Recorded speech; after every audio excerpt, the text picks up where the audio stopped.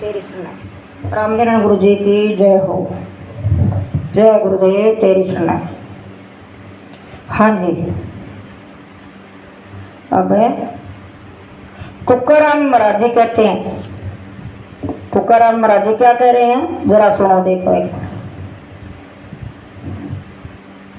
ठेवेले अवते ते चिरवावे चित्ती असोदावे समलाने। अर्थ ईश्वर जिस स्थिति में रखे उसे में आनंद मानना चाहिए। एक बार एक नाथ महाराज विठल नाथ जी के मंदिर में दर्शन करने गए। एक नाथ जी को सुयोग पत्नी मिली थी। देखो किसी भी पत्नियां हुए जिनानी की जो माता बहन है वह शक्ति को रूप है। एक नाथ जी गुण गाया आपकी पत्नी का, बोले तू मन मिली तो भक्ति के मार्ग में चाल्यो। इसलिए वे श्री भागवत का उपकार मानते थे।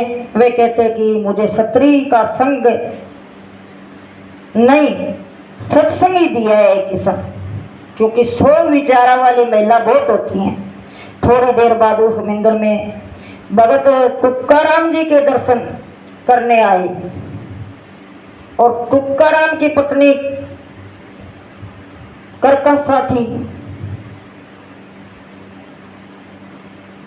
करकसा थी तो तुकाराम की पत्नी करकसा थी। करकसा पत्नी के लिए भी तुकाराम जी भागवत का उपकार मानते थे। वे कहते थे कि हे भगवान, यदि तुमने अच्छी और सुंदर पत्नी दी होती तो मैं सारा दिन उसी के पीछे ही लगे और तुमने भी भूल जाता। अतः मेरा तो करकसा पत्नी मिलने पर भी भला ही हुआ है।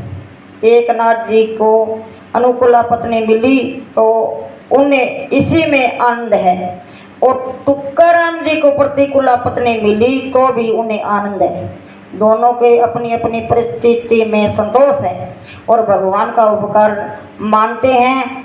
अपनी पत्नी की मृत्यु हुई तो नरसिंह मेहता ने भी आनंद ही माना और कहा बलु दयो भागी जंजाल सुखा बजी सो श्री गोपाल।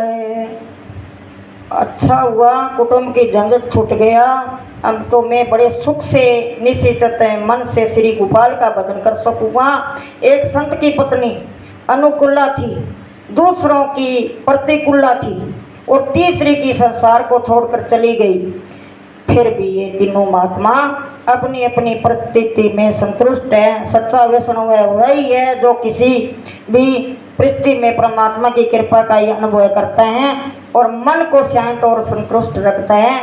मन को शांत रखना भी बड़ा पुण्य है और माता और पिता को अपने पुत्र के लिए बहुत ही चिंता रहती है, परंतु पुत्र क्षणा के साथ साथ अनेक वासना भी आती हैं। पुत्र क्षणा के पीछे वितेक्षणा और वितेक्षणा के पीछे लोकेक्षणा जागती हैं।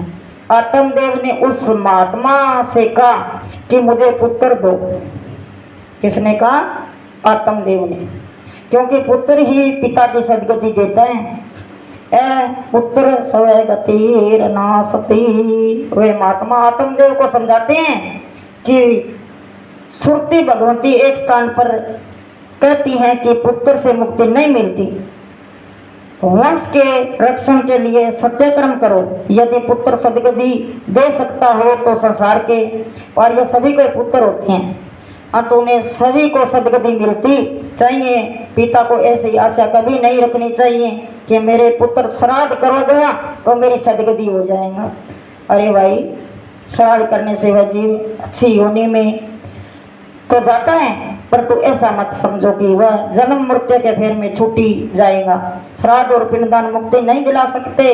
श्रद्धा कर्म धर्म श्राद्ध करने से नरक से तो छुटकारा मिलता है, परंतु केवल श्राद्ध करने से मुक्ति नहीं मिलती।